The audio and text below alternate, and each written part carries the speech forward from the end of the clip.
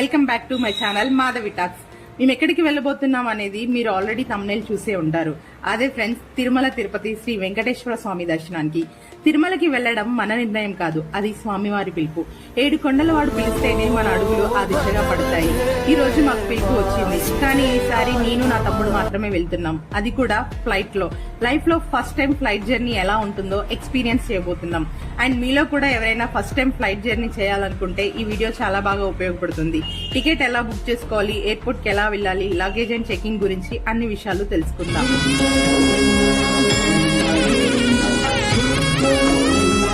First cab book చేసుకుని airport కి అయితే వచ్చేసాం. హైదరాబాద్ లోని రాజీవ్ గాంధీ ఇంటర్నేషనల్ ఎయిర్పోర్ట్ చాలా పెద్దగా, చాలా అందంగా ఉంది.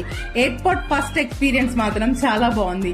తర్వాత సెక్యూరిటీ చెక్ ఇన్. ఇక్కడ మీకు ఒక విషయం చెప్పాలి, సెక్యూరిటీ చెక్ ఇన్ ఉంటుంది కాబట్టి మనం ఫ్లైట్ టైం కి ఒక 3 hours ముందుగానే ఎయిర్పోర్ట్ కి రీచ్ అయ్యేలా చూసుకోవాలి, లేకపోతే చాలా ఇబ్బంది పడతాం.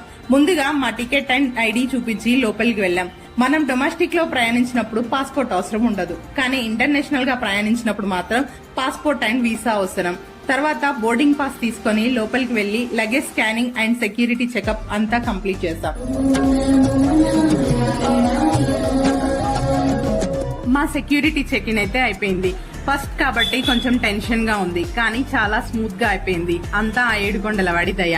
అలా బోర్డింగ్ పాస్ చేతిలో పట్టుకుని వెళ్తుంటే అది కాగితంలా కాదు, స్వామివారి సన్నిధికి తీసుకెళ్లే అనుమతిలా అనిపించింది. అలా కాసేపు ఎయిర్పోర్ట్ లో తిరిగి అన్ని చూసి బోర్డింగ్ గేట్ దగ్గరికి వెళ్ళాం. ఎయిర్పోర్ట్ లో చుట్టూ వేల మంది ఉన్నా మనసులో మాత్రం ఒక్కరే, శ్రీ వెంకటేశ్వర స్వామి.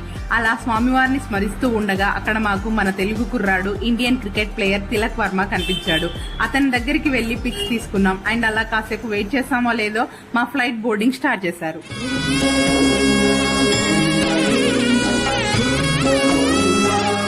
లైఫ్ లో ఫస్ట్ టైం ఫ్లైట్ ఎక్కుతున్నందుకు చాలా ఎక్సైటింగ్ గా ఉంది. ఫ్లైట్ ఇన్సైడ్ చాలా బాగుంది. మేము విండో సీట్ బుక్ చేసుకున్నాం. విండో సీట్ నుంచి బయట వ్యూ మాత్రం చాలా చాలా చాలా బాగుంది. లైఫ్ లో ఒక్కసారైనా ఎక్స్పీరియన్స్ చేయాలి. అలా సీట్ లో కూర్చోగానే ఫ్లైట్ సిబ్బంది వచ్చి అందరికి సీట్ బెల్ట్ ఎలా పెట్టుకోవాలి అండ్ ఎమర్జెన్సీ టైంలో ఎలా ఉండాలి అని ఎక్స్ప్లెయిన్ చేశారు. ఫ్లైట్ టేక్ ఆఫ్ అవుతుంటే సౌండ్ చాలా పెద్దగా వస్తుంది.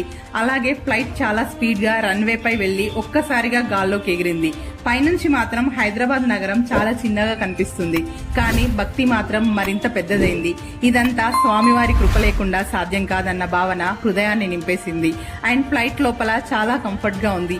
పైనుండి మేఘాలు, భూమి అన్ని చాలా అందంగా, అద్భుతంగా కనిపిస్తున్నాయి.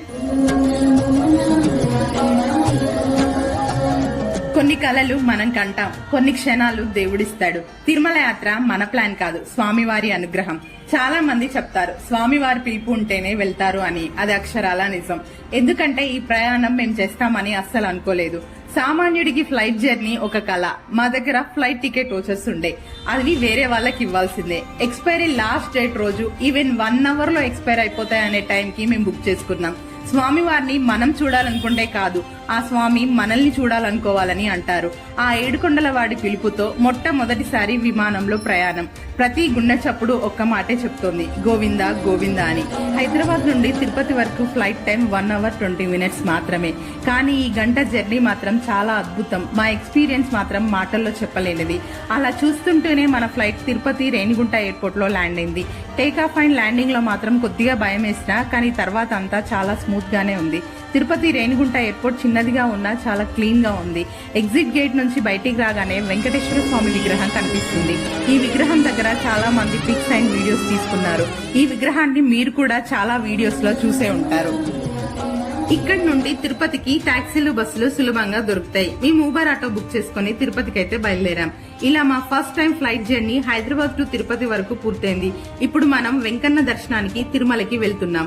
కొన్ని ప్రయాణాలు మనం చేస్తాం, కానీ తిరుమల ప్రయాణం స్వామివారు పిలిస్తేనే జరుగుతుంది.